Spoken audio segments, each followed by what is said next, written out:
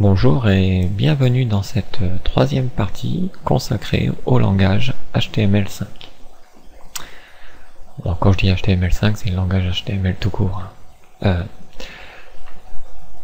Donc dans la première partie, nous avons vu comment créer un fichier, rendre ce fichier HTML, tout simplement en changeant l'extension. C'est vrai qu'au début je vous ai fait afficher les extensions. Donc vous pouvez créer un fichier HTML de cette façon, nouveau, document texte, et on a un fichier qui est en .txt. Là, comme on a les extensions, on aurait pu faire .html. On lui dit oui, et puis voilà, notre document texte est un document HTML. Donc ça c'est un petit peu ce qu'on a compris dans la première vidéo, ainsi que les balises de base d'un document. Les balises principales qui constituent le corps du document, quoi. Nous avons vu dans une deuxième vidéo comment mettre en place le serveur web, celui qui permettra d'afficher nos pages web. Et on a continué à explorer d'autres balises du langage HTML. Dans la première vidéo, je vous avais dit qu'on nommerait le fichier index. Alors je vais vous expliquer un petit peu le pourquoi de ce nom. Je vais essayer de vous faire comprendre le pourquoi de ce nom sans entrer trop dans les détails, parce que après ça peut être très technique. Donc dans notre EasyPHP, quand on affiche notre web local, bon, on a la page. Cette page, elle est dans un dossier qu'on peut voir dans Explorer, qui se trouve ici. Donc au début, je vous ai dit, on va créer un fichier qui va s'appeler index. Qu'en serait-il plutôt si j'avais nommé ce fichier page et pas index? Vous remarquez que là-haut, dans le protocole, on n'est plus, si je clique ici sur la page HTML, le navigateur va ouvrir un deuxième onglet, mais comme je clique depuis, on va dire, l'Explorer de Windows, donc le système de fichiers, d'accord, bah il va m'afficher cette page avec le protocole file. Je double-clique et on voit bien qu'il affiche cette page avec ce protocole file et qui m'indique bien à la fin qu'on est bien dans local web et tout ce qui s'ensuit, mais à la fin il me donne bien un nom de fichier. D'où il affiche la page. Ici, qu'en est-il? Il a affiché mon index HTML, pourtant je ne lui ai pas dit mon fichier s'appelle index.html au navigateur depuis le début.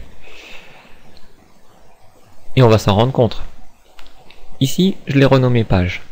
Maintenant, j'actualise le navigateur. Et là, on se dit, oh, c'est plus pareil. Et oui. En fait, par défaut, c'est pas vraiment le navigateur qui décide.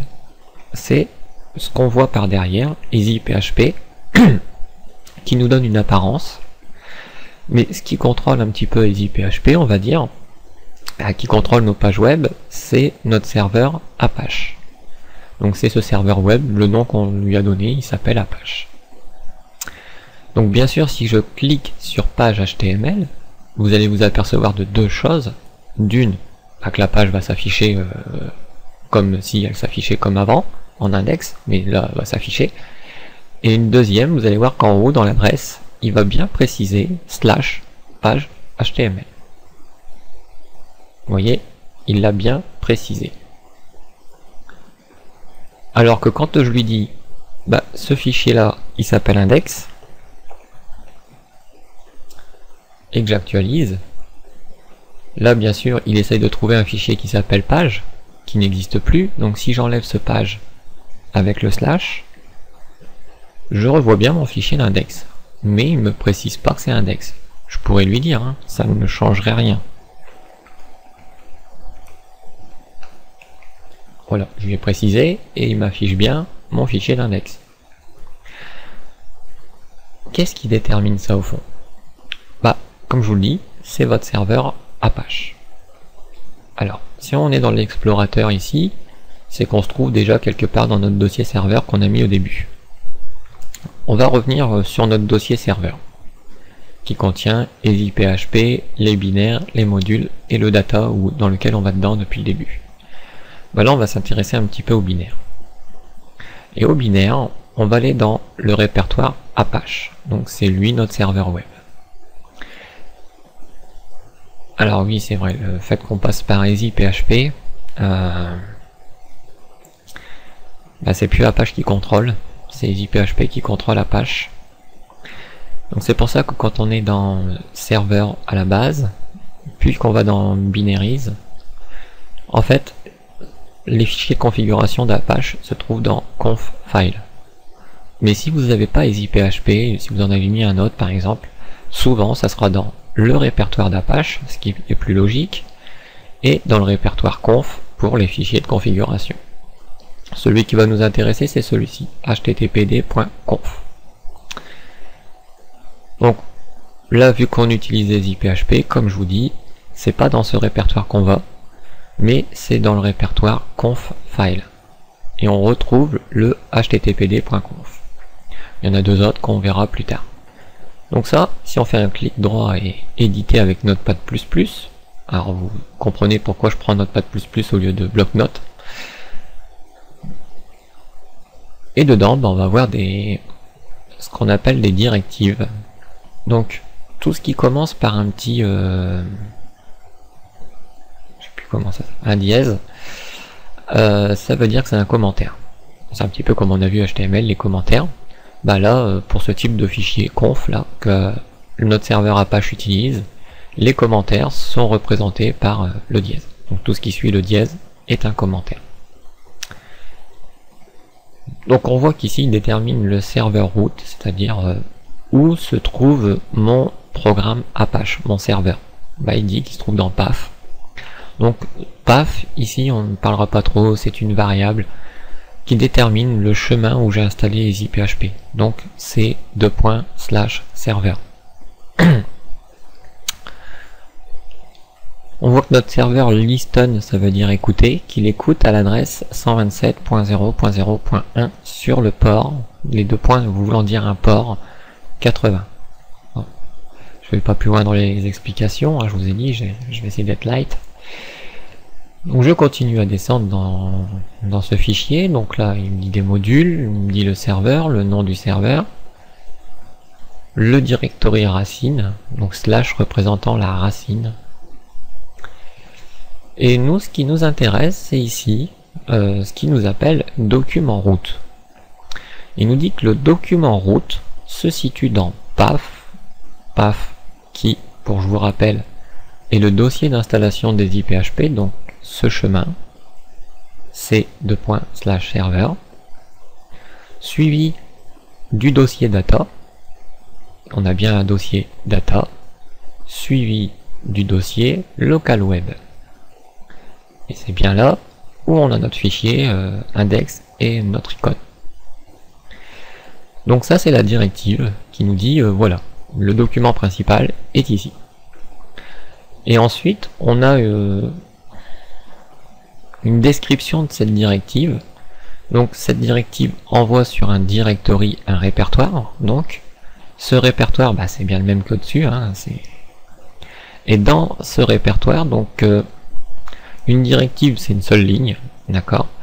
Et une configuration d'une directive c'est un bloc. Un peu comme HTML, vous avez vu, ça a des petits crochets là et là. Et ça, ce bloc, il s'ouvre. Dedans, il dit tout ce qu'il y a dans le bloc. Puis à la fin, le bloc se ferme comme en HTML. Sauf que directory en HTML, ça n'existe pas.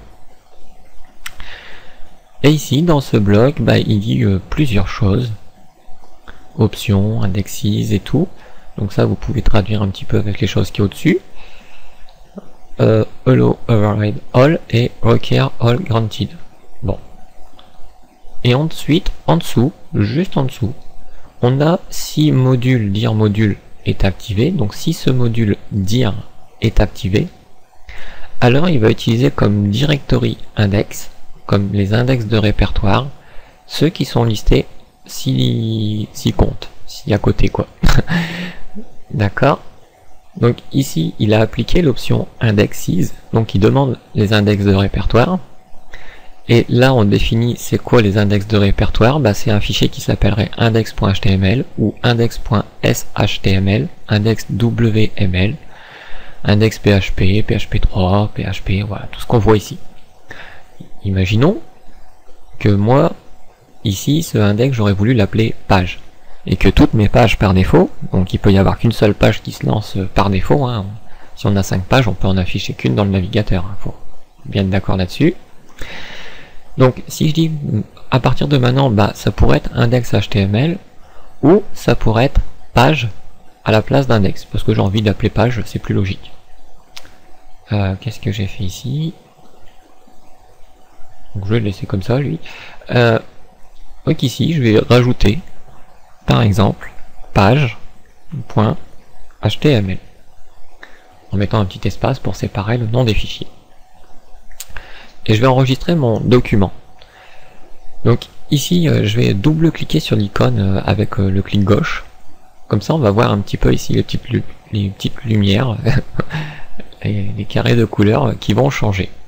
Donc je vais essayer de le mettre en dessous pour qu'on puisse les voir. Ça, je vais le réduire un petit peu, je vais remonter à la limite. Et voilà, comme ça on voit bien les deux fenêtres.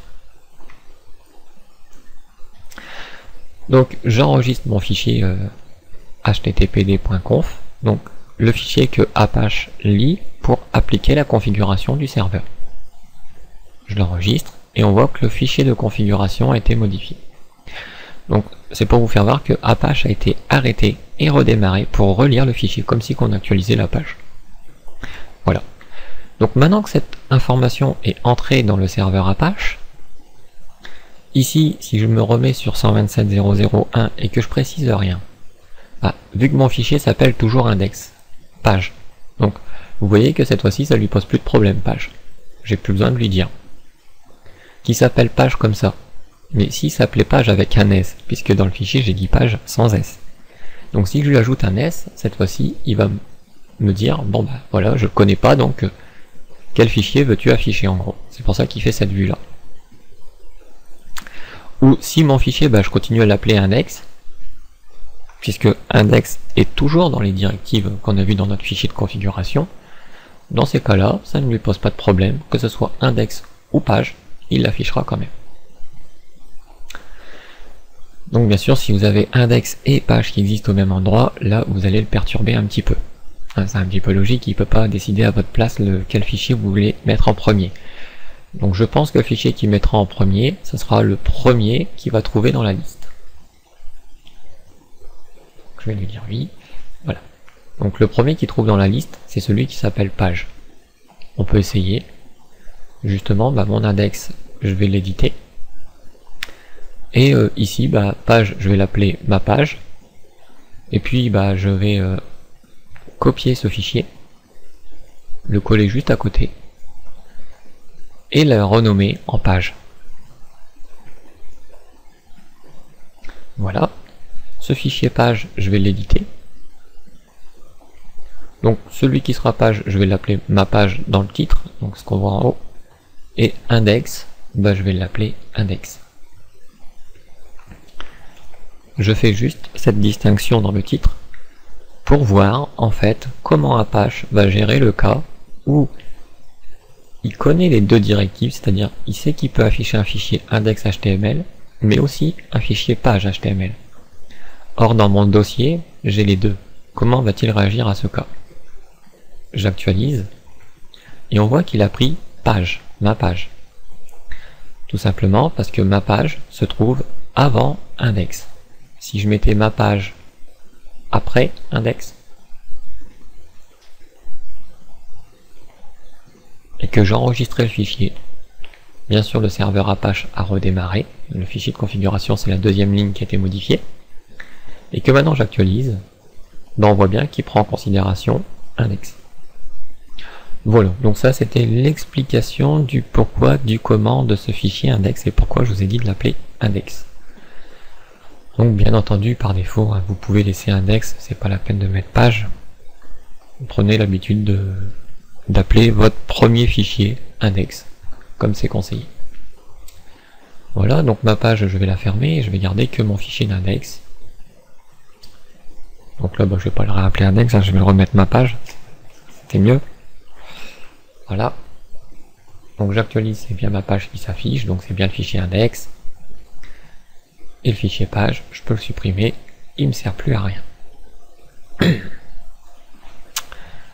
Donc vous l'aurez compris, si vous voulez afficher le contenu d'un répertoire, imaginons j'ai un dossier, un autre dossier, un fichier image, même s'il n'y en a pas, hein, c'est juste pour mettre des éléments dans le dossier, quoi, un document texte, un document open document, voilà.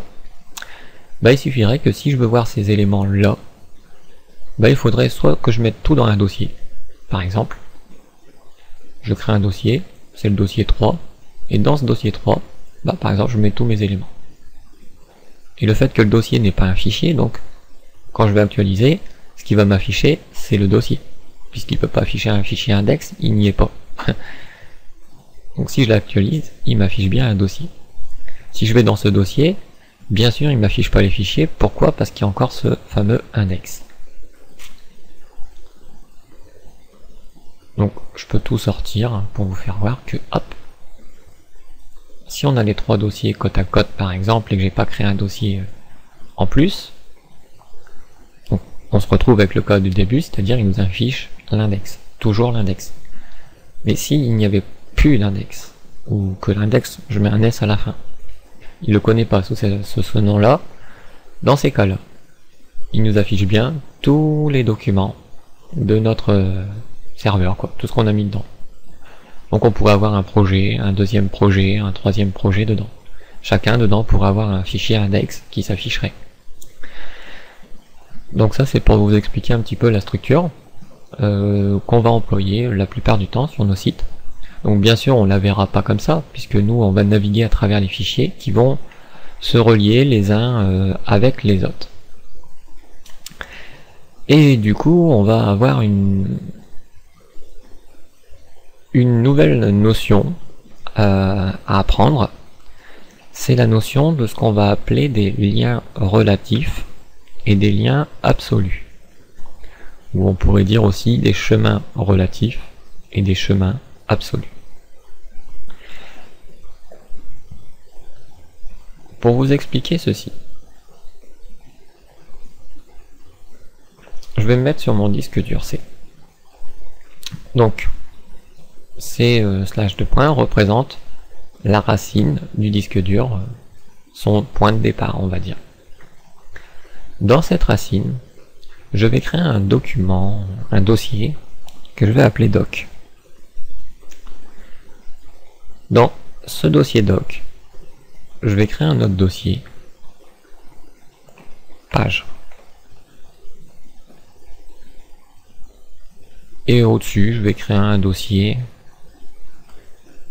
photo.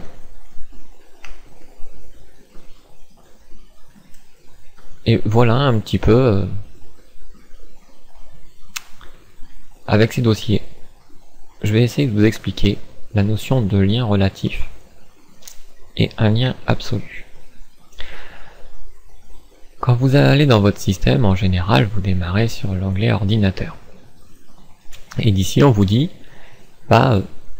sur quel périphérique voulez-vous aller chercher l'information? C'est pour ça qu'ils ont tous une lettre pour les identifier. Bon, bien entendu, vous allez toujours dans ces 2 points.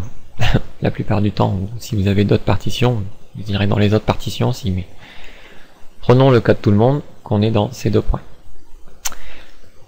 Donc, quand je suis dans ces 2 points, si je veux me rendre dans, on va dire, le dossier photo, je vais devoir, depuis ces 2 points, rentrer dans document, puis, relativement à ce dossier, entrer dans le dossier photo.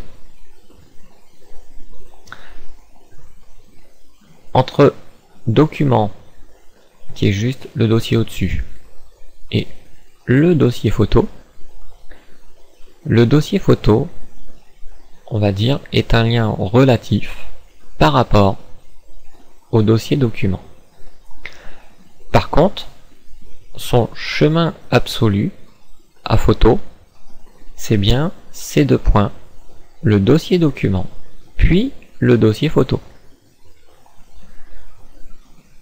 Le chemin absolu donne l'adresse complète pour accéder au dossier ou au fichier. Alors qu'un lien relatif, c'est quand je suis par exemple dans ce dossier, et par rapport à ce dossier, mais ce dossier par rapport au disque dur, il est déjà dans un élément, on va dire, lui-même. Donc je pourrais imaginer qu'il y ait plusieurs dossiers encore. Hein. On va essayer de vous faire comprendre ça comme ça. On s'en fout. Hop, tant que tu me colles les trucs. Voilà.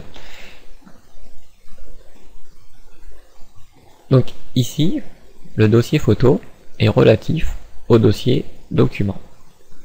Tout comme le dossier page est relatif au dossier photo par rapport au dossier document. Par contre, ce page, ou ce dernier page, si je veux son chemin absolu, je suis bien obligé d'aller dans le disque dur C, dans le dossier document, dans le dossier photo, dans le dossier page, puis encore dans le dossier page. Et relatif, ça voudrait dire par exemple que le dossier page, son chemin relatif par rapport à photo, se trouve dans page. Donc dans photo, je suis obligé d'aller dans page pour aller dans page. Je sais que c'est pas clair les deux noms que j'ai donnés, mais c'est vous expliquer entre ce qui est relatif.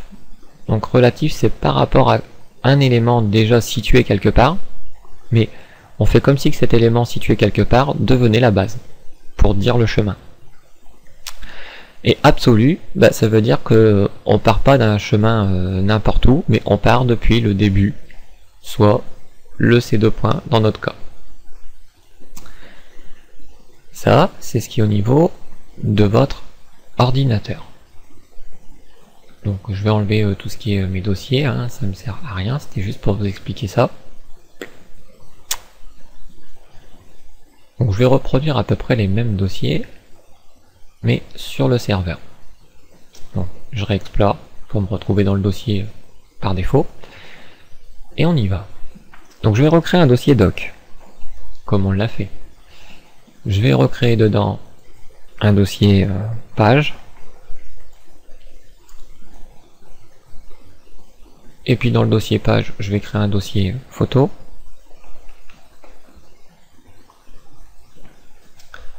Et dans le dossier photo, je vais y mettre une photo. Voilà, même si c'est pas une vraie photo, voilà. Dans le dossier page, je vais mettre le dossier photo, et puis je vais mettre un document pour dire qu'il y a une page. Alors, pour me simplifier un petit peu la tâche au début, sans trop vous prendre la tête avec ce qui va être dans les URL, ici, je vais m'arranger à ce qu'il n'y ait pas trop d'espace, et pas d'accent. Donc, par exemple, page, je vais l'appeler page. Et ma photo, là, pareil, il y a des espaces, je vais essayer d'éviter pour le moment les espaces, et je vais l'appeler photo. Voilà. Donc, ici, je vais enlever ce que j'ai fait entre deux. Je vais garder juste ma page du début et puis mon icône.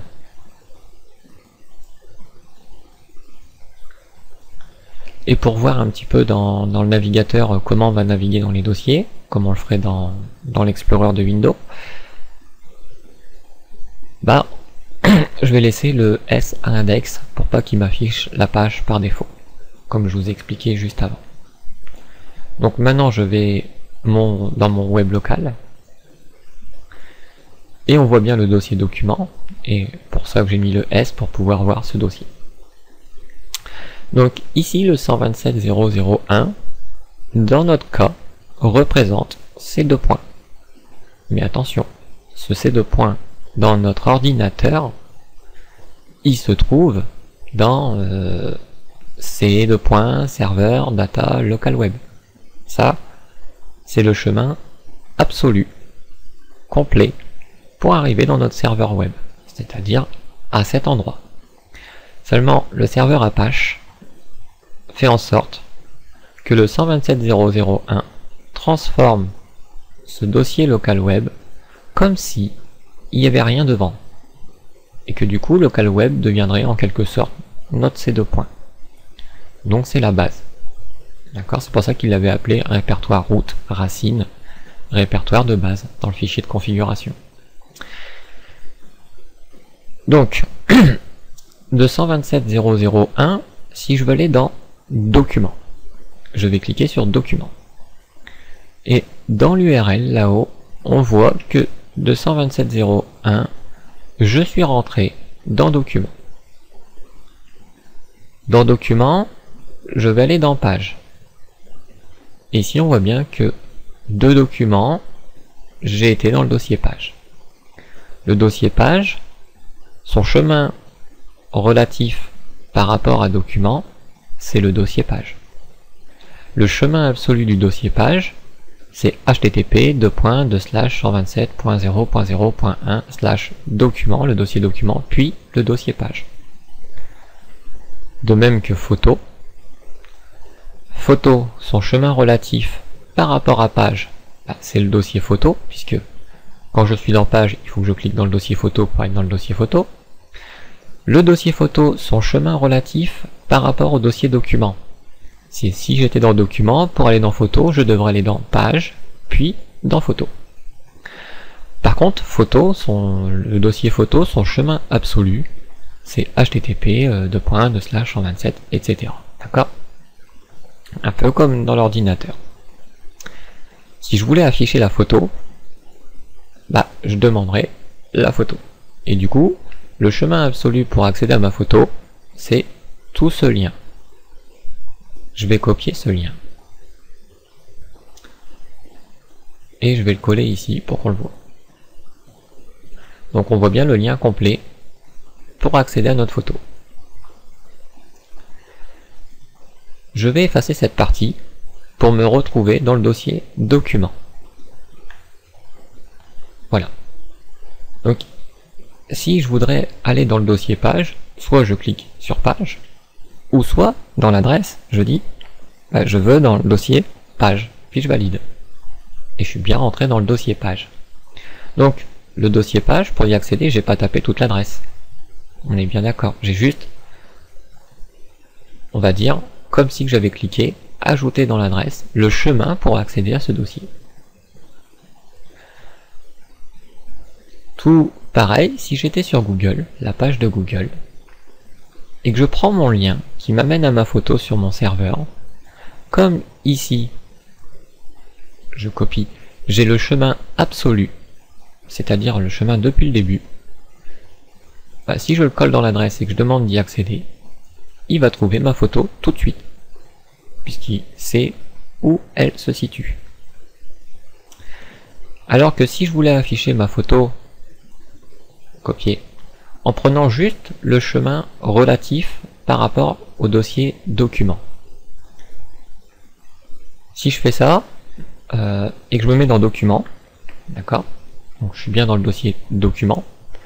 Dans document, après document, j'ajoute la suite du chemin pour accéder à photo. C'est comme si je complétais l'adresse du chemin complet. Et du coup, j'ai bien ma photo. Alors que si je faisais ça avec Google, que je disais, complète-moi cette adresse avec le chemin de mon dossier photo, on est bien d'accord que Google va pas avoir notre photo à cet endroit-là. D'accord? Il nous dit il rend une erreur puisque ce fichier n'existe pas sur le serveur Google dans ces dossiers-là précisément. De même que si j'avais dit depuis le début, Google va essayer de chercher un truc comme ça. Il comprend pas qu'on essaye d'accéder en HTTP. Donc on pourrait lui dire s'il est bête. HTTP : puis je colle le chemin. Mais on se rend bien compte qu'ici il nous manque le début du chemin. Et du coup, même résultat, il va croire qu'on essaye de chercher quelque chose et qu'il va voir que ça n'existe pas. Pourquoi je vous donne ces notions de chemin relatif et chemin absolu? En d'autres termes, un chemin absolu, c'est ce qui est vu depuis l'extérieur de votre site. Par exemple, typiquement, vous avez un pote, vous voulez donner l'adresse de votre page, vous allez bien donner l'adresse complète de votre page, mais pas juste le nom de votre page. Sinon, il ne pourra jamais y accéder. Quand vous êtes, par exemple, sur Facebook, parce que tout le monde y est pratiquement, et ça sera simple de prendre l'exemple là-dessus, et que vous cliquez sur le nom de quelqu'un, vous vous retrouvez automatiquement dirigé sur la page de cette personne. Mais en aucun cas l'adresse de Facebook au complet n'a changé, puisque vous êtes toujours resté sur ce site Facebook. Vous avez changé de page. Mais l'adresse au complet n'a pas changé. Seulement le nom de l'utilisateur au bout de l'adresse a changé. Et du coup, Facebook utilise des liens relatifs par rapport à son site, en interne. Par contre, à l'extérieur, vous êtes bien obligé de donner l'adresse https://facebook et tout ce qui s'ensuit jusque le nom derrière, pour que quelqu'un puisse accéder à votre profil Facebook ou votre page Facebook. Qu'en était-il de mon favicon ICO que j'avais mis dans mon fichier index? Donc ça, je vais l'effacer pour le moment. Les documents, je pense que vous allez comprendre, et de toute façon, on va en voir de plus en plus, des chemins relatifs, puisqu'on va construire des pages, donc on va voir ça au fur et à mesure du temps. C'est là vous donner des notions de base, d'essayer de vous faire comprendre, basiquement. Donc, là, mon fichier index, bien sûr, je vais le renommer index, pour qu'il s'affiche tout seul, sans que j'ai besoin de cliquer dessus. Ici, je demande de recharger le document, il m'enlève mon lien, mais ça c'est pas grave, j'en ai pas besoin. Donc ici, pourquoi notre icône s'est très bien affichée? Puisque je lui ai pas dit, mon icône se trouve dans C, serveur, data, local web. Je lui ai dit favicon ICO. Et je vous ai bien précisé une chose. Faut mettre l'icône à côté du fichier index, à tout prix. Car sinon ça ne fonctionnerait pas. Pourquoi? Parce que ce chemin favicon ICO est relatif au fichier d'index. Comme le fichier d'index se trouvant ici, peu importe sur le chemin, puisque j'utilise un lien relatif. Il suffit que je dise où se trouve favicon ICO par rapport à ce fichier-là. Juste à côté. Donc j'ai pas besoin de lui dire autre chose que son nom. Mais imaginons que ici j'ai voulu créer un dossier icône. Et que mon favicon ICO, là, je le mette dans mon dossier icône. Et qu'à nouveau, je demande d'afficher ma page web. Donc, web local. Donc là, on va ajouter une petite extension à Chrome pour qu'il efface son cache. En fait, le cache, c'est quand vous affichez des images, Google enregistre cette image dans votre ordinateur, de sorte à pas aller la rechercher à chaque fois. Le problème, c'est que là, il m'affiche une image qui n'est plus là. En d'autres termes, il ne devrait pas me l'afficher puisqu'elle n'existe plus. Du moins, elle existe, mais pas au même endroit. Donc, dans les paramètres de Chrome, dans les outils et les extensions, on va aller dans le plus d'extensions. Et pour autre, si vous utilisez un autre navigateur, tapez quelque chose qui est en rapport avec le cache. Voilà. Nous, ce qu'on peut faire principalement, c'est effacer le cache à volonté. Donc là, on a une extension clear cache. On ne peut plus clair, efface le cache. Donc j'ajoute cette extension à Chrome. Voilà. Donc cette extension se représente sous la forme de cette petite icône. Donc je ferme ces pages et je reviens sur ma page à moi. Et je vais cliquer sur cette petite icône. Vous voyez, elle clignote, c'est-à-dire il est en train d'effacer le cache. Donc si elle clignote plus, c'est qu'apparemment, il a fini. Je vais actualiser ma page. Et il l'affiche encore. Il persiste. C'est point grave. On va relancer la page. Apparemment, ce clear cache ne fonctionne pas très bien. Puisqu'il n'est pas censé afficher ça. Il n'est pas censé mettre l'icône. Donc, je vais redémarrer le serveur Apache. Donc, sur le Apache, je vais faire redémarrer. Donc, on l'a pas vu, ça va très vite, mais sinon, on pourrait faire ça. Donc, on va le voir s'arrêter. Voilà, puis après, on fait démarrer. Quand on le fait, ça va très très très vite. On n'a pas le temps de le voir. Donc, je retourne dans le web local. Donc son fameux clear cache là, on va l'enlever. Extension, donc ça je vais le supprimer. Visiblement ça n'a pas fait ce que j'attendais. Donc ici, bah, je vais appeler clear cache.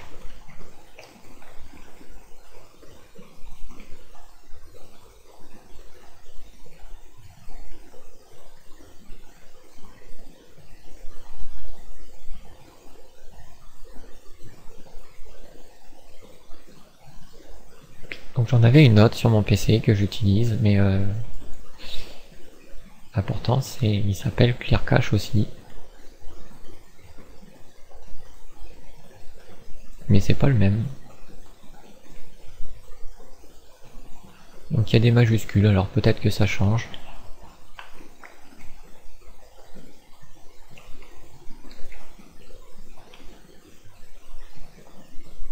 Donc je vais bien me mettre sur extension, au cas où. Voilà, c'est celui-là que j'ai sur mon propre PC qui fonctionne plutôt bien.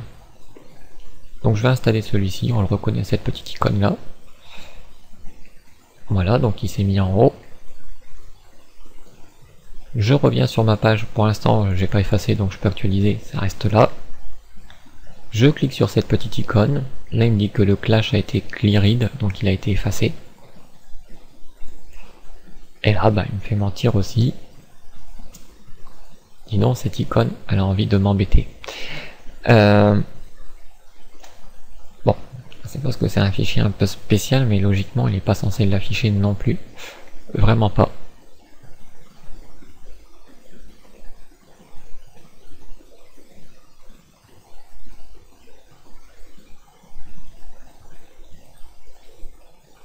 Voilà, ça me bloque un petit peu parce que bon...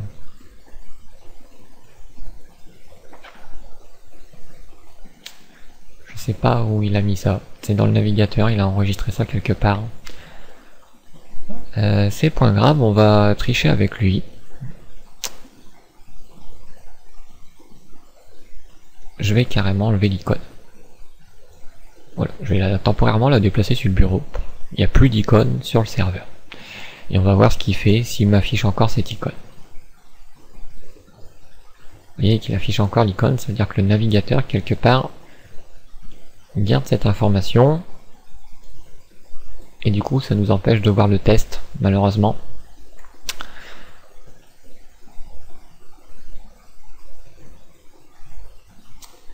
Ouais, donc là c'est un petit peu embêtant, c'est pas grave. On va voir autre chose à la place de cette favicon qui va nous expliquer le même principe. On n'a pas encore vu ce qui est la balise image. Donc on va voir la balise image. Donc la balise image, elle se nomme IMG, elle est de type impair, puisqu'on lui dit bah voilà, mets l'image qui est là, à cet endroit là. Pas besoin de dire ça commence ou ça finit là, l'image, c'est une image, c'est un fichier. Donc je reviens pas sur les raccourcis, CTRL ALT entrée pour utiliser le plugin mmet qui permet de décomposer le code afin de ne pas taper les balises en entier.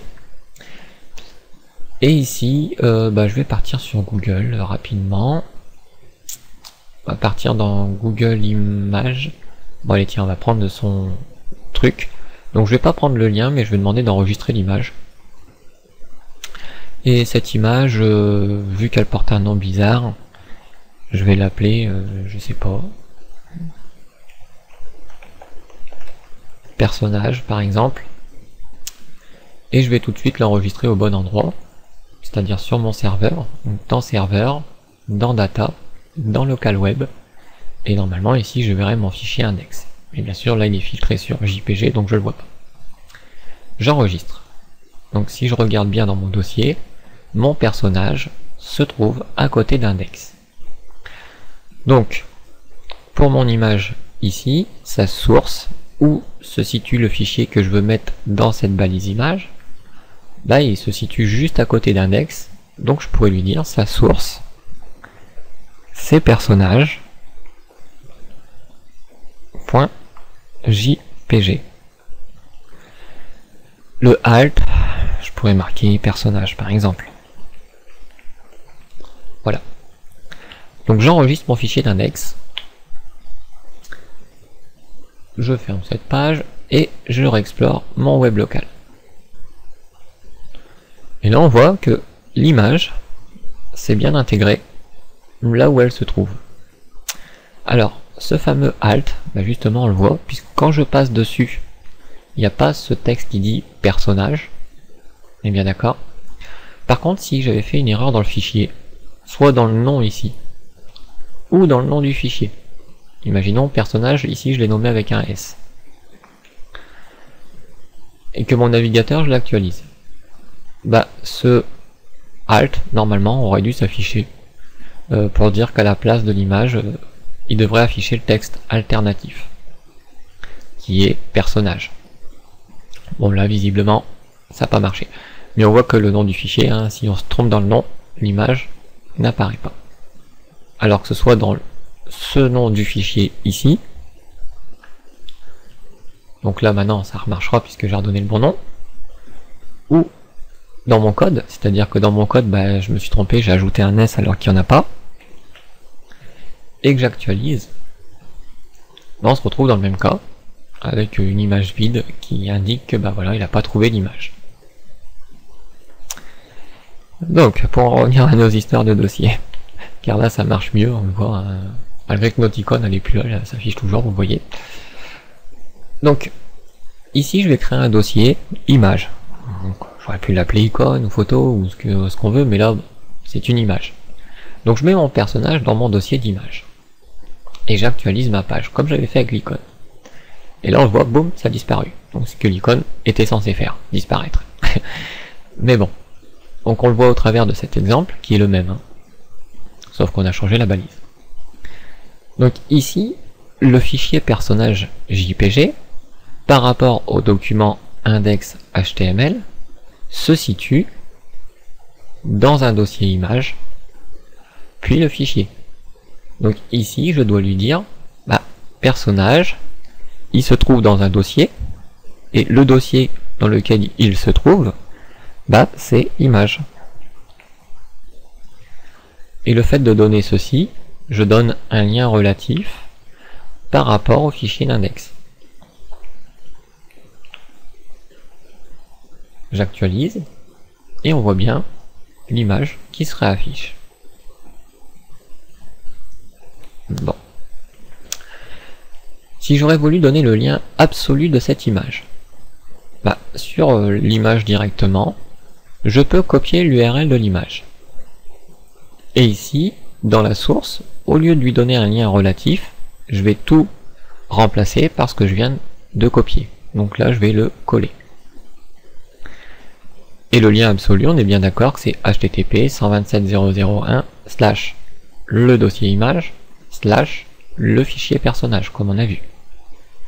Donc, si j'enregistre ceci, et que j'actualise la page, bah, il n'y a pas de changement. Bien entendu, le fichier a bien changé. Imaginons, je remets un petit S exprès pour faire une erreur, et que j'actualise, on voit bien que ça marche pas.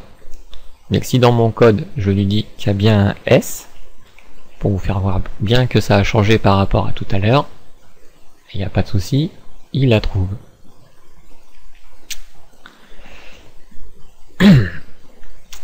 Donc, un lien absolu, c'est l'adresse au complet.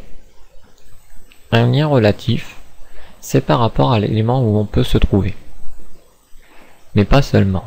On verra que quand on crée un site web, on va essayer de mettre des liens relatifs par rapport à la racine du site web, et non pas par rapport au fichier auquel on se trouverait. Ça dépendra pour certains éléments, on leur dira par rapport là où on se trouve, mais d'autres éléments, on va s'arranger la plupart du temps à ce que ça reste par rapport à la racine. Bon, ça on verra par la suite. Donc au passage, on a vu notre image, notre balise image qui nous affiche l'image dans la même taille que Google l'a affichée. Mais si j'aurais voulu que cette image soit moins grande, bah, j'aurais pu rajouter un attribut. Donc un attribut, bah, c'est un espace, un mot-clé. Donc ici, il faut que je lui dise la largeur. Je voudrais qu'elle soit moins large, moins grande. Donc l'attribut de largeur, c'est width en anglais. Donc un attribut qui dit attribut dit que c'est égal à une valeur, et cette valeur va se trouver entre guillemets. La largeur de la page, de l'image plutôt, Je pourrais lui dire qu'elle fasse 50 pixels. Donc là, je parle en points de résolution de mon image. Donc il va faire 50 points de large. Hop là, j'essaye d'enregistrer la page, c'est plutôt le document dans lequel je me trouve que je voulais enregistrer. Et j'actualise ma page. Et là, on voit que mon image, elle fait maintenant 50 pixels de large.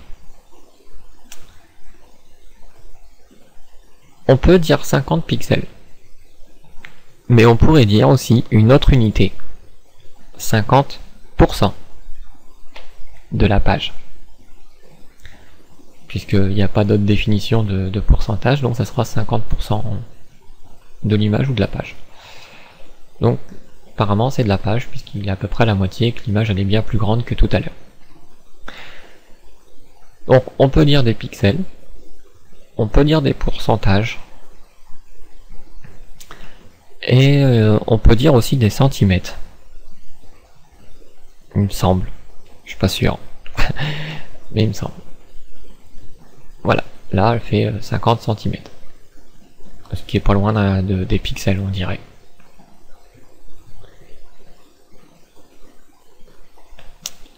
Et on peut dire une autre unité qui est le EM.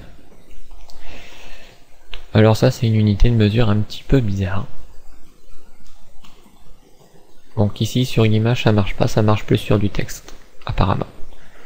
Donc, retenez surtout que pour la largeur sur une image, on la mesure soit en pixels, soit en pourcentage, comme on veut. Sachez que quand vous modifiez une mesure que sur le width, c'est-à-dire sur la largeur, l'image va être redimensionnée en gardant le même aspect qu'elle avait. Par exemple, ici, je vais lui redire width 100%. Voilà, et puis je vais actualiser.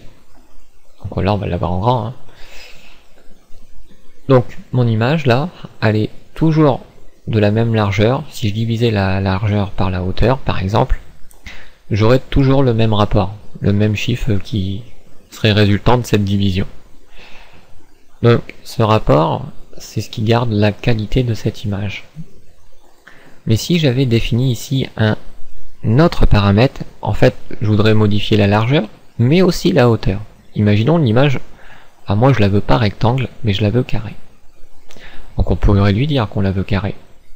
Tout simplement, width, si on la veut carré, elle ferait, je sais pas, on va dire 50%. Et pareil, je vais ajouter un nouvel attribut pour modifier la hauteur, qui se prononce 8, ou 8, j'en sais rien. En fait, bref, c'est 8, voilà. Et pareil, je lui dis la même taille, c'est-à-dire 50%. Et du coup, c'est carré. C'est comme si j'avais dit 100 pixels sur 100 pixels. Sauf que là, je parle en pourcentage pour agrandir l'image. Là, on voit que le pourcentage n'a pas rentré en compte sur la largeur. Donc ça, c'est peut-être moi qui a dû me planter. Non, pourtant, je me suis pas planté. Donc ici, on va lui dire 200 pixels. On va parler en pixels, comme ça, on n'aura pas trop de soucis. Sur 200 pixels. Voilà. Donc on est bien d'accord, elle est aussi large qu'elle est aussi haute. Donc ça fait un carré. Et on voit que mon image, elle est aussi large qu'aussi haute. Un carré. Sauf que, en faisant ça, j'ai déformé l'image. Vous voyez, le bonhomme, il est un petit peu plus fin. Il est un peu moins épais, on va dire, sur son visage. Et ça, faut éviter. Vraiment éviter, quoi. Soit vous trouvez une image à la bonne taille, ou soit vous mettez pas un des deux paramètres. Par exemple, soit je mets pas width, et du coup il va s'arranger que la hauteur fasse 200, mais la largeur sera plus grande, puisque normalement elle est un petit peu plus grande. Si on regarde, il fait bien 200 en hauteur, mais la largeur est plus grande. Dans le même cas qu'au tout début, quand j'avais mis width, mais pas 8, donc disons que je veux 100 en largeur, donc la hauteur sera moins grande que 100. puisque il est toujours plus large que haut. Et vu que je dis qu'une des deux valeurs, il va respecter ce rapport de division entre la largeur et la hauteur, pour garder toujours ce même chiffre. Et là, on déforme pas l'image. Elle est moins nette, parce qu'elle est petite, mais au moins, voilà, le bonhomme a toujours le même rapport sur son visage, on va dire, même si ce rapport est un peu plus petit. Donc, maintenant qu'on a vu comment on peut intégrer une image dans une page selon son chemin, c'est-à-dire soit un lien relatif ou un lien absolu. À partir de cette notion, on va commencer à pouvoir créer quelques pages. Donc mon index ici, pour pas m'embêter, je vais enlever tous les H, je vais laisser l'histoire des caractères, ça me dérange pas. Et ici, je vais dire ma page d'accueil. Et puis on lui mettra un personnage et on laissera sa taille par défaut. Voilà. Pour regarder que vraiment du HTML. Puisqu'encore le width que j'ai mis, c'est plus côté CSS en réalité. Mais bon, pour voir des petites choses quand même, sinon on va être pauvre en pouvoir mettre du design, quoi. Alors vous allez voir. Donc cette page, cette structure, je vais la copier tout simplement. Donc ouais, je vais remettre mon histoire d'icône, malgré que ça n'a pas bien marché. Peut-être que chez vous ça a plutôt bien marché, mais voilà. Donc je remets l'icône à la base, comme elle était, pas dans le dossier icône, puisque ça c'était pour le perturber. Chose qui n'a pas marché. Et du coup, l'icône se trouve bien à côté du fichier index. D'accord? Donc là, on n'a rien changé en quelque sorte. Donc là, je vais faire un CTRL A, CTRL C. CTRL A, ça sélectionne tout le texte, CTRL C, ça le copie. Puis je demande un nouveau document. Et là, je vais faire un CTRL V. Vous voyez que par défaut, ce document n'est pas coloré, alors que c'est du code HTML. Tant qu'il n'est pas enregistré dans l'extension, le programme ne sait pas de quel langage on parle. On peut lui indiquer d'avance que c'est du HTML. Et du coup, il remet la couleur dedans. L'avantage, c'est que quand je vais vouloir enregistrer ce fichier, il va se dire, ça c'est un fichier HTML. Ce qui m'évite de le préciser. Il va le rajouter quand même. Donc ici, je vais dire que c'est la page qui s'appelle accueil. J'enregistre. J'ai une page index, donc ma page d'index. Donc ici je vais marquer index. J'enregistre. Et dans le title là-haut, je vais marquer accueil. Hop, j'ai laissé un petit traîne. Et voilà.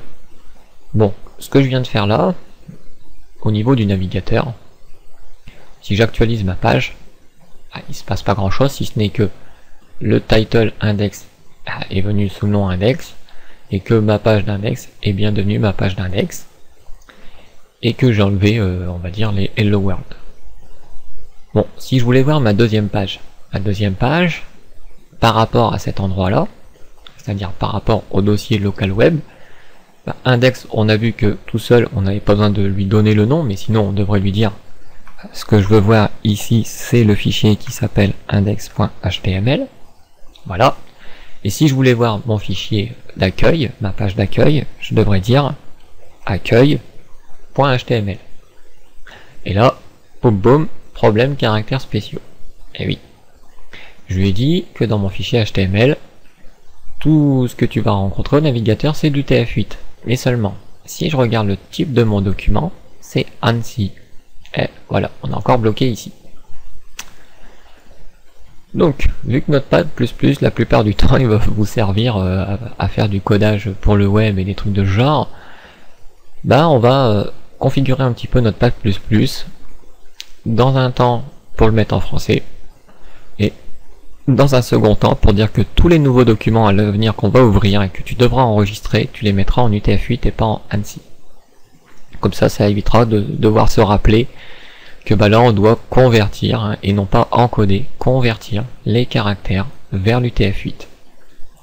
Si j'enregistre, comme on l'a déjà vu, et que j'actualise, il n'y a plus de soucis sur les caractères spéciaux, puisque depuis le début, tout est en UTF-8. Le document est UTF-8, on dit au navigateur ce que tu vois, c'est de l'UTF-8, et ce qu'il affiche, bah c'est de l'UTF-8. Voilà. Donc, pour paramétrer Notepad++, on va dans le menu Settings et Préférences. Et ici, dans Général, la Localization, on met en français. Et voilà.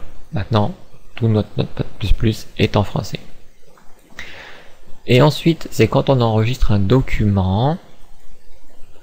Donc ici, quand on demande un nouveau document, bien sûr, si vous ouvrez un document qui est ANSI, il ne va pas changer UTF-8. C'est seulement quand on ouvre un nouveau document qui n'a pas de type par défaut, ce type par défaut, au lieu d'être ANSI, on va lui dire non, non, c'est UTF-8 maintenant, tous les documents que j'ouvre par défaut. Donc avant d'appliquer cette option, je vais vous faire voir. J'ouvre un document. Donc celui-ci, il est en UTF-8. Celui-ci, qu'on a mis au tout début, il est en UTF-8. Mais si j'ouvre un nouveau document, celui-ci, pour le moment, il est en UTF-8, mais c'est un peu bizarre, puisque normalement, je ne lui ai pas encore dit. À moins qu'il l'ait pris en considération, mais je l'ai pas... Ouais. Et parce que j'ai coché, et voilà, il l'a pris en considération, mais c'était pour vous faire voir que si j'ouvre un nouveau document, bah, par défaut, il est en ANSI. Et donc à chaque fois, on va avoir le même problème. Donc à chaque fois, il faudra dire, bah non, je veux encoder en UTF-8. À convertir plutôt, pardon, en UTF-8, et pas encoder, parce qu'encoder, ça provoque des problèmes.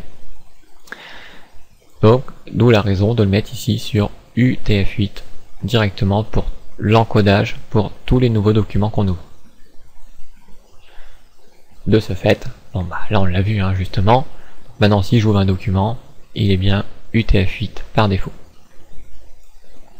Ce qui évitera tous les soucis comme on a vu jusque là. On n'en a pas vu beaucoup, hein, mais bon. Voilà, c'est pour vous expliquer. Donc maintenant, comment je pourrais dire, puisque par défaut, quand j'arrive sur mon site, bah, ouais, on va dire ça, on va dire que notre site, on arrive sur la page d'index. Moi, ce que j'aimerais bien, c'est de la page d'index, pouvoir cliquer pour aller sur ma page d'accueil. Pour cela, on va ajouter une nouvelle balise. Donc déjà au H1, après le H1, juste en dessous, je vais ajouter par exemple un P pour faire un paragraphe. Et pour l'instant, bah, je vais laisser qu'un P. Et dans ce P, d'accord, je vais mettre une nouvelle balise qu'on n'a pas encore vue, qui s'appelle A. A voulant dire un lien. Un petit peu comme là-haut, mais le A est dans le body. Le link est dans le head. D'accord? Donc A, CTRL ALT entrée hein, pour étendre. Et comme pour le link, je vous ai dit, le A, il a aussi un href. Et je vous ai dit, des fois, on verra soit href pour cibler un élément, soit local ou absolu, ou soit src pour source. C'est équivalent à href, pareil, qui désigne l'emplacement d'un élément. Donc, ici, le href que je vise est bien entendu ma page accueil HTML. Donc dans le href ici, dans l'attribut, ce que je vais écrire, c'est accueil.html, puisqu'il se trouve juste à côté de mon index. Bien sûr, si je fais ça, ah, là je me suis trompé, je fais ça sur ma page d'accueil, donc je vais couper ce code, un petit peu planté. J'enregistre ma page d'accueil et je mets ce code dans la page d'index. Voilà. Donc, si j'enregistre mon index comme ça, on a vu que le A, c'est une balise qui s'ouvre, mais qui se ferme. Et qu'entre deux, normalement, on doit y mettre du texte. Et si je le laisse sans texte, et que j'actualise ma page d'index, bah on ne voit pas notre lien. Et il n'est pas visible. Par contre, si entre le A, je lui dis quelque chose, par exemple, aller à l'accueil, que j'enregistre, je crois que même le A, je dois me planter, il doit y avoir ça, et que j'actualise, on voit qu'en dessous, là où j'ai mis mon P, donc il a passé une ligne et tout avec la photo, et que aller à l'accueil, mon curseur, vous voyez, il se transforme. D'ailleurs, le curseur, il a quelques façons. Quand il est comme ça sous une forme de flèche, c'est parce que c'est pas du texte, et que généralement c'est pas sélectionnable. Quand il est sous la forme de un espèce de curseur allongé là, ça veut dire que l'élément est sélectionnable, donc on peut copier les trucs. À l'inverse, quand il fait une main, ça veut dire que cet élément est cliquable, donc va produire une action. Ici, je suis sur ma page d'index, donc on a vu que index ne le met pas tout seul. Par contre, ici, quand je vais accéder à l'accueil, et bah, il va m'emmener sur ma page d'accueil.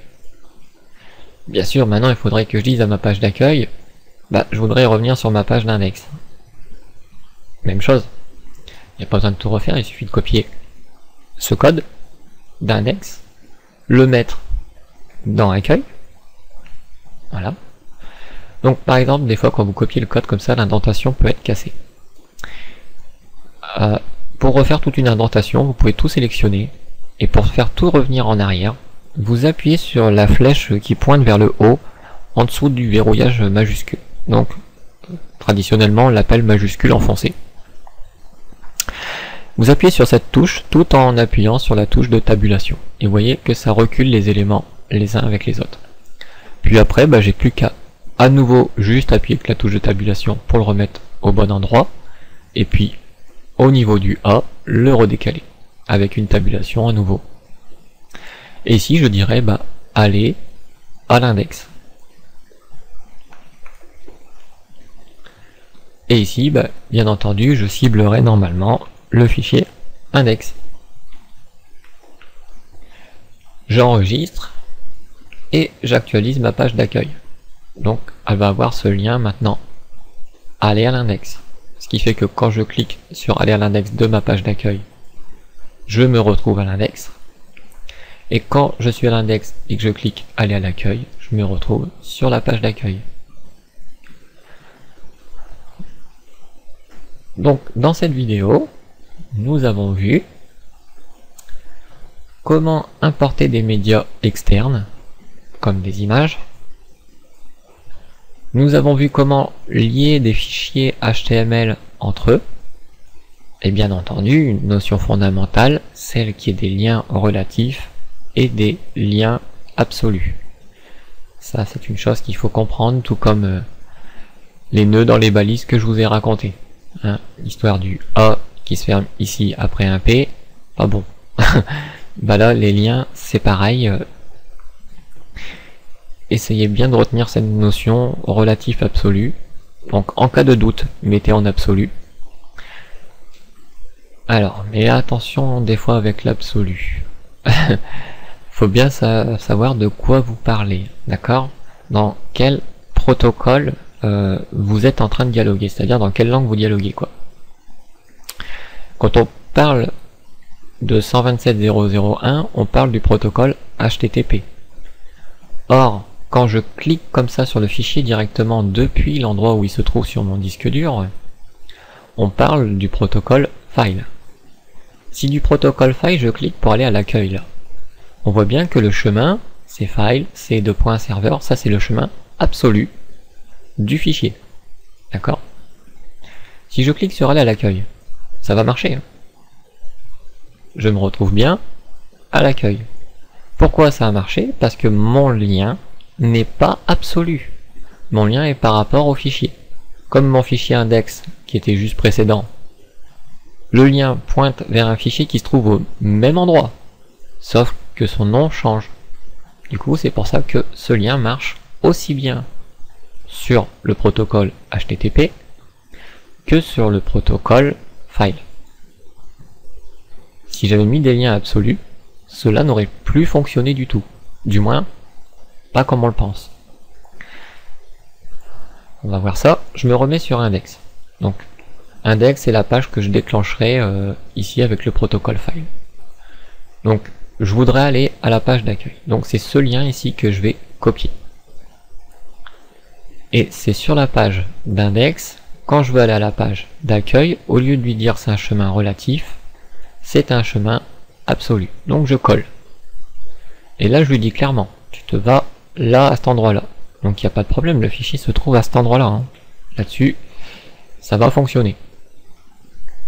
Si j'actualise, pas de changement.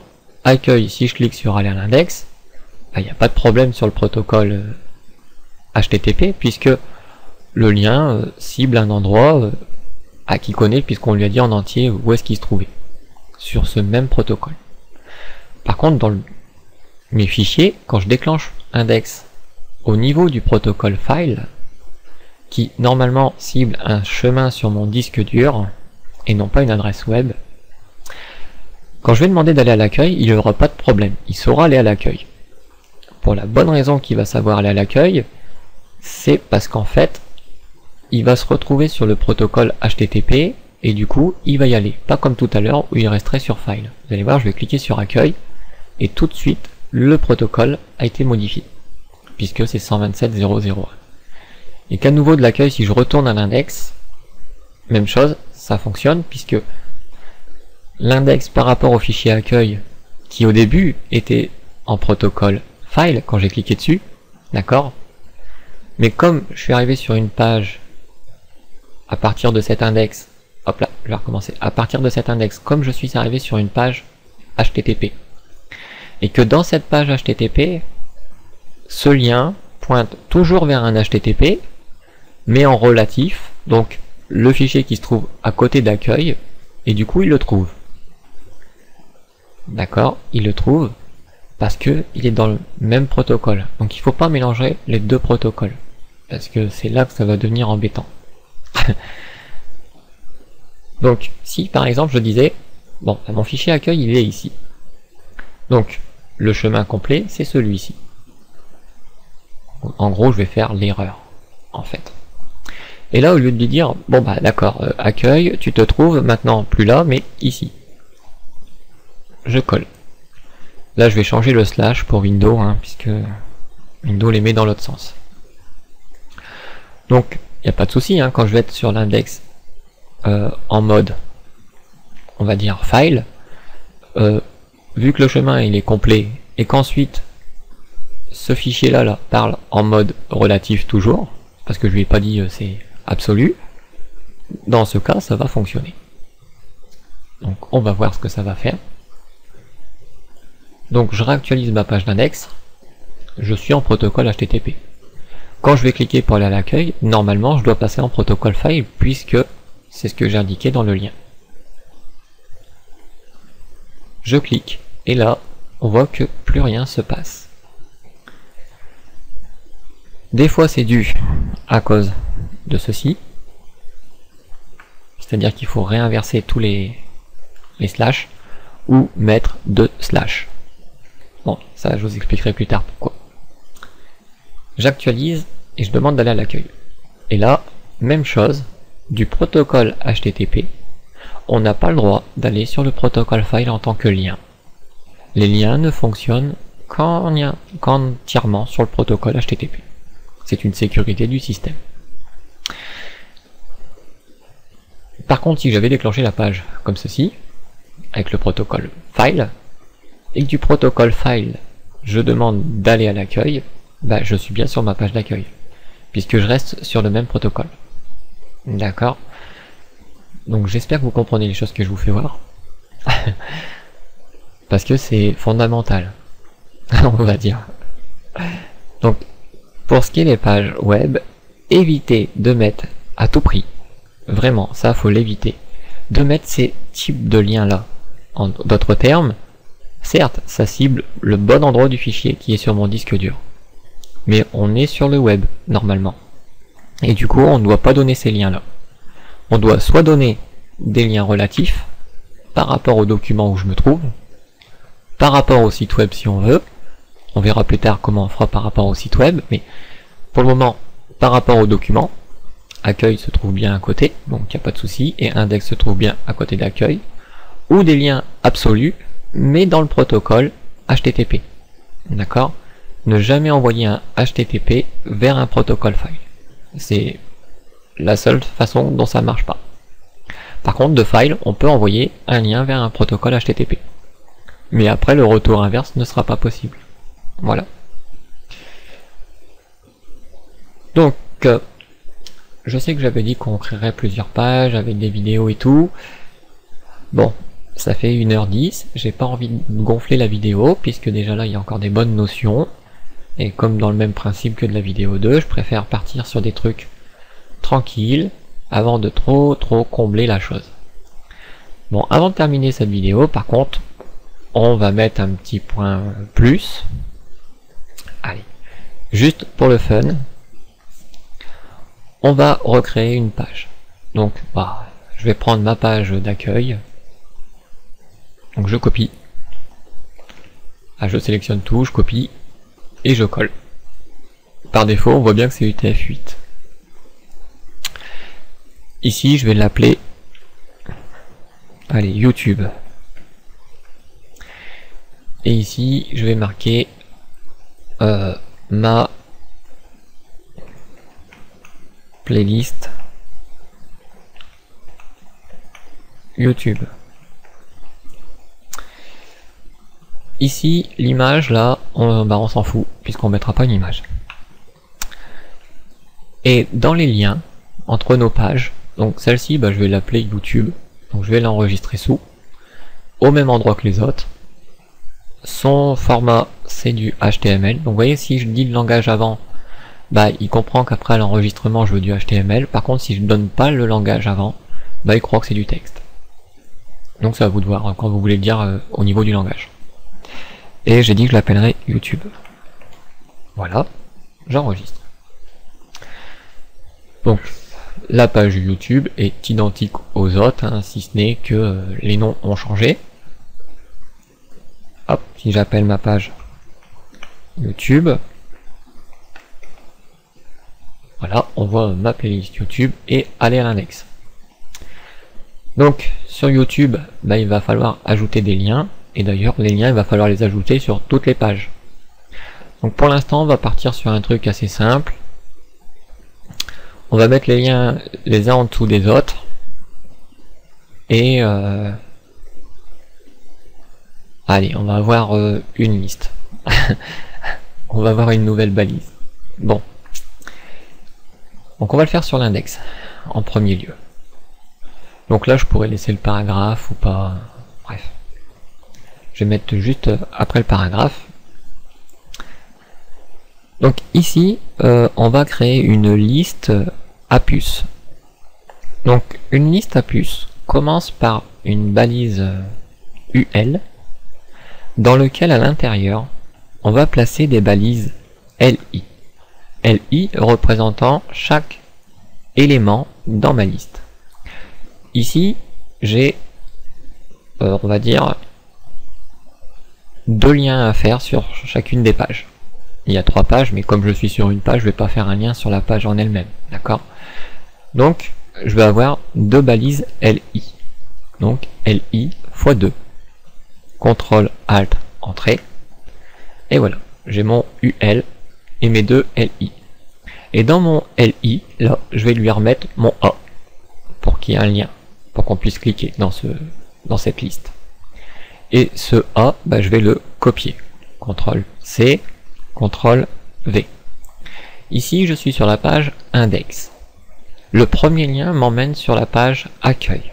Le deuxième lien va m'emmener sur la page YouTube.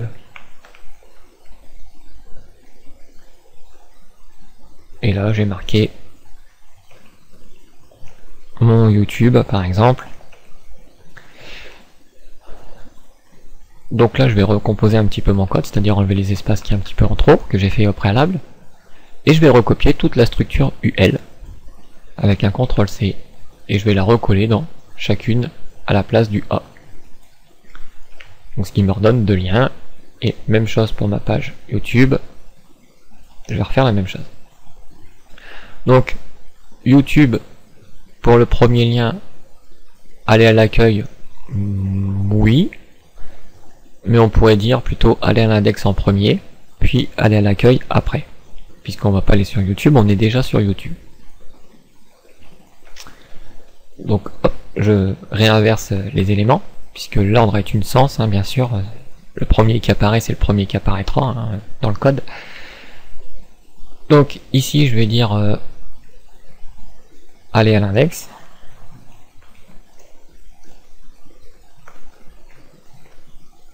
Et du coup là, la page, c'est index. Puis aller à l'accueil. En étant sur YouTube, je peux aller à l'index ou sur la page d'accueil. Maintenant, sur la page d'accueil. Donc je vais pas dire aller à l'accueil, mais je vais dire aller à l'index.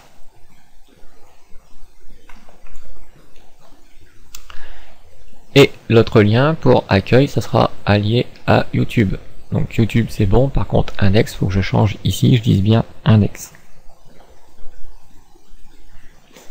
Voilà, j'ai créé, on va dire, mon petit menu sur mes 3 pages. Donc j'enregistre chacune de ces pages. Voilà. Et je réactualise ma page d'index. Donc j'actualise, et du coup maintenant j'ai 2 liens. Un qui me permet d'aller à l'accueil. Quand je suis à l'accueil, je peux retourner à l'index. Quand je vais à l'accueil, je peux aller sur YouTube, la playlist YouTube. Je peux retourner à l'accueil, puis repartir à l'index. De l'index, je peux directement aller à YouTube. Et de YouTube, je peux directement retourner à l'index. Donc j'espère que vous avez suivi. Mais en d'autres termes, j'ai utilisé tous les liens. Pour vous faire voir que tous les liens fonctionnaient et on allait bien aux endroits où c'était indiqué. Donc le petit bonus, on va mettre cette playlist dans cette page YouTube. Bon bah pour ce faire, je vais aller simplement sur mon compte YouTube. Je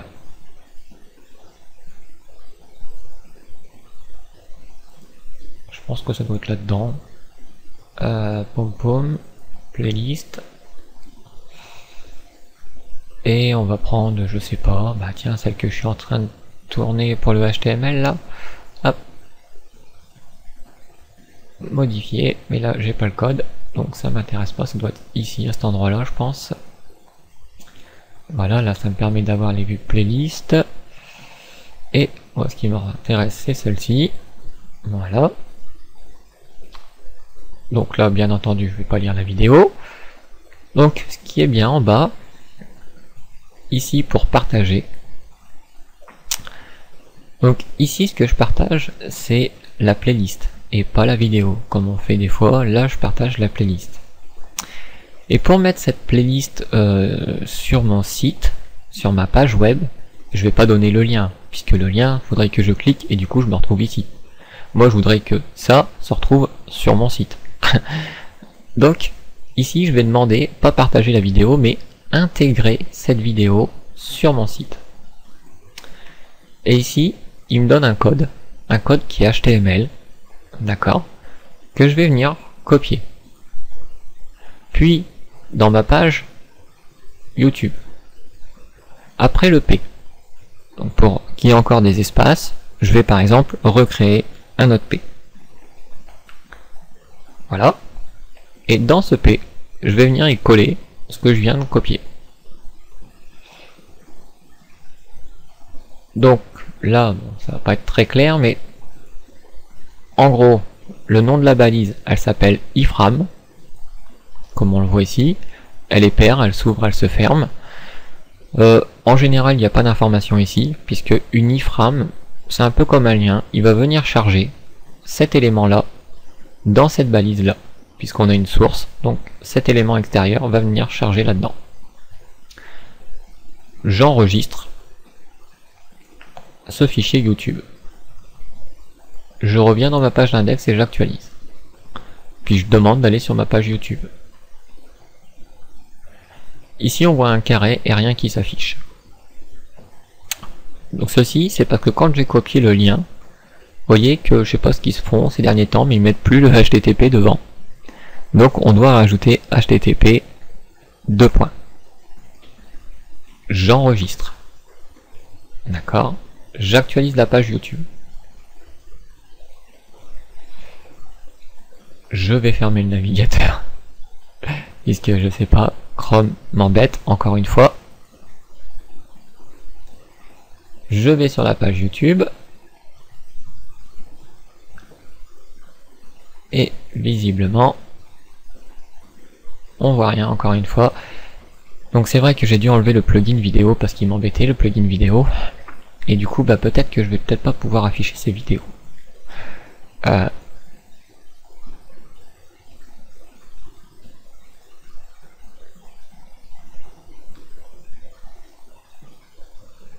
Une autre chose qu'on va pouvoir dire aussi, faudrait que je reparte sur ma page YouTube du coup. Hop. Au niveau de cette fameuse playlist,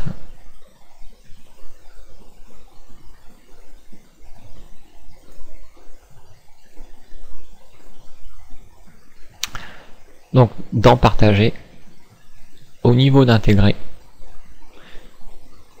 ici, ah là il me le propose pas, du début de la playlist. Là je vais pas marquer la vidéo en cours, mais je vais lui dire du début de la playlist. Donc ça n'a pas changé grand chose.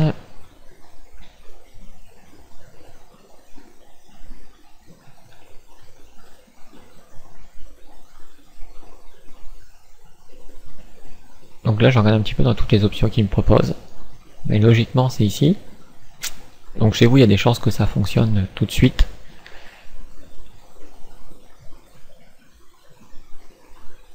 C'est pas grave, je vais reprendre tout, au cas où j'aurais fait une bêtise.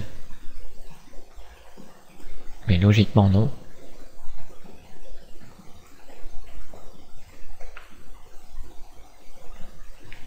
Je vais enregistrer, je vais redemander mon web local. La page YouTube. Ah bah voilà, tant qu'il se décide. Donc ici on voit bien c'est pas une seule vidéo, mais c'est bien une playlist de vidéos, et qui a les vidéos.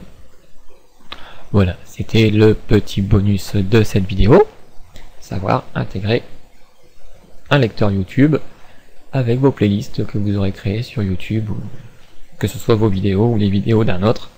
Voilà, vous saurez les partager. De même, hein, pareil, je suis pas trop revenu sur ce paramètre, ici with et 8, mais vous imaginez bien que vous pouvez afficher la vidéo comme vous voulez. Par exemple, largeur 100%, comme on l'a vu, et hauteur pour garder le même aspect, pour pas déformer l'image, je l'indique pas. Donc ça sous-entendra largeur 100%, mais que ça soit moins haut que large, si vous avez compris. Donc là, le fait de ne pas avoir dit une hauteur, ben on voit que l'affichage n'est pas très réussi. C'est pas grave, on pourrait lui dire 8 égale, disons 50%. Et on actualise. Donc là, j'ai Google qui m'embête. Au pire, on parle en pixels. Et ça, bah, sur YouTube, vous avez le choix aussi, d'ailleurs. Je vous l'ai pas dit, mais taille de la vidéo, vous pouvez choisir la taille que vous voulez. Et du coup, bah, il remet les valeurs dans width et 8, hein, c'est tout ce qui change en fait, pour mettre la taille. Mais au moins, vous gardez le même aspect. D'ailleurs, c'est en 1280 par 720 que je tourne ces vidéos. Donc, en gros, c'est la pleine résolution de la vidéo, quoi. Donc, je peux remplacer ces valeurs. Hop. J'enregistre. Je réactualise ma page. Et là, j'ai la vidéo en grand. Mais elle est encore plus grande que la page puisque j'ai les ascenseurs pour aller de droite à gauche. Haut en bas, bien entendu, parce que l'écran il est petit là sur ce coup-là. Bon, voilà. Je vais pas détailler plus là-dessus puisque bon, je pense que vous comprenez. Donc dans la prochaine vidéo, on va continuer à essayer d'améliorer un petit peu, à apprendre toujours encore des balises et encore plus. D'accord, puisque là, on en a vu un petit peu plus, on a maintenant 3 pages. On a vu comment mettre des images, on a vu comment mettre notre playlist YouTube sur une de nos pages, comment faire les liens entre ces pages,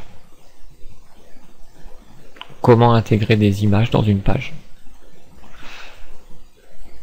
Prochainement, on verra une vidéo, on verra aussi de l'audio, on va voir les tableaux, on va voir comment structurer une page.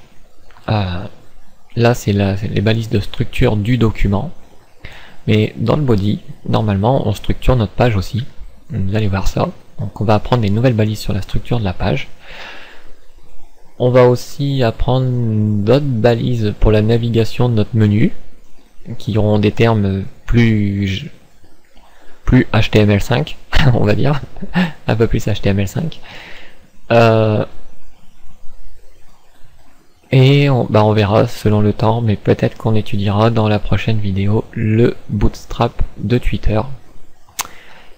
Alors ce truc là, je vous en parlerai un peu plus justement dans la prochaine vidéo. Allez, je vous dis ciao, bye bye et à la prochaine.